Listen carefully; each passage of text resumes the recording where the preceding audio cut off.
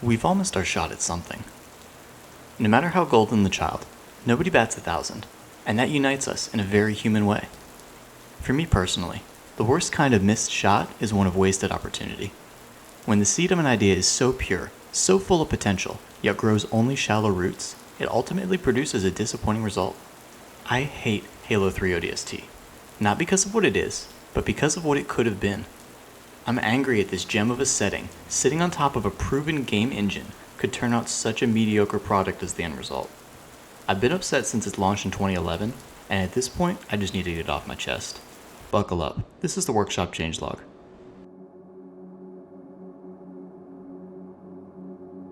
If you don't know the Halo series by Bungie and Microsoft that was released on the Xbox and Xbox 360 series of consoles, this game takes place on a fictional version of Earth, specifically a reimagined Kenyan city named New Mombasa. Over the course of the other Halo games, alien warriors have made their way to our very doorstep.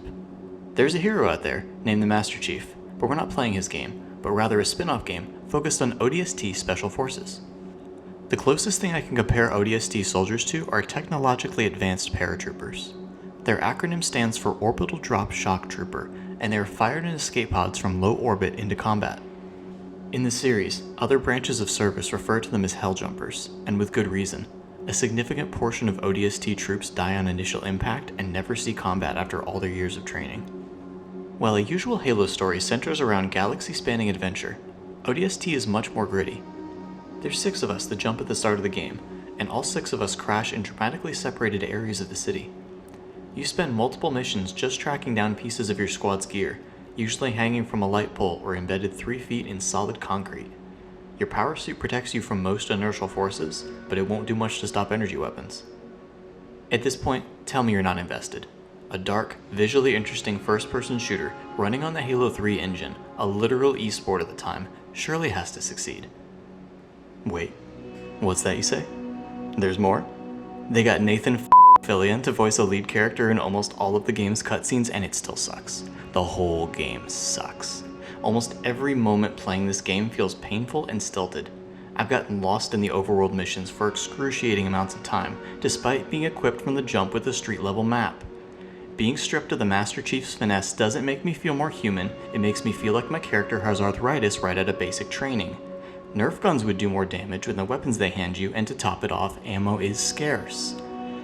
Okay, gotta breathe. But now you start to see where I'm at.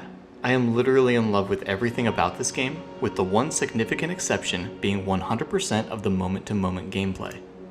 Replaying this game again for this video made it my 5th total playthrough since launch.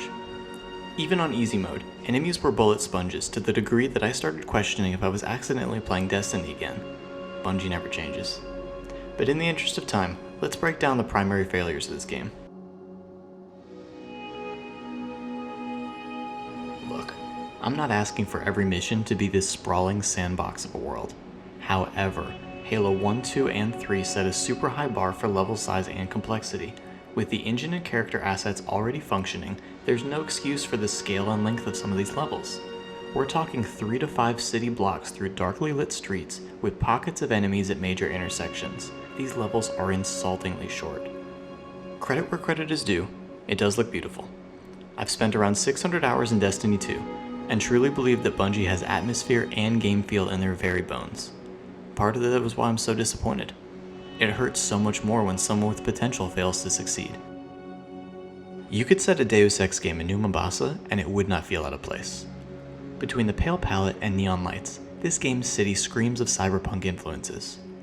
Somehow though, these influences were muted to the point that only their base presence is reflected. Terminals exist on every street, but you can't interact with them. An AI presence watches you in cutscenes, and we never learn more. Cities stretch to the horizon, but we, the player, stay firmly planted on street level. I'm not asking for RPG elements in a Halo game. That serves no one. I'm just left feeling empty when they tease this wonderful and interesting world and let us experience less than none of it. And I already hear you commenting, stop it.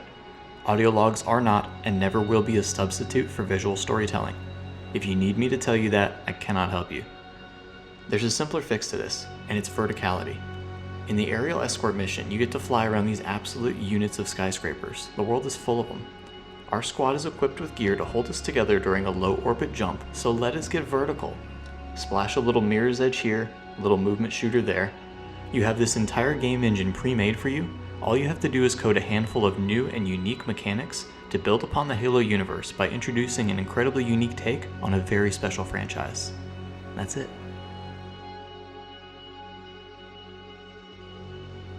It remains in this game as it does in every Halo game. The Warthog is fun to drive. The Mongoose is fun to drive. And the Ghost remains my favorite vehicle in any video game ever. But hey Bungie, why did you raise every single roadblock on every street in this game? It sucks driving around this world. The levels specifically designed for vehicles are either empty cubes or linear hallways. Sorry guys, but you raised the bar with Halo 3's ending level. You cannot give me that and then expect me to approve of this with the same level of gusto as an immediate sequel. And that's all I have to say about vehicles. Actually, that's all I've got about to say on the topic. This game means so much to me, and I do not like it one bit. Thanks for watching.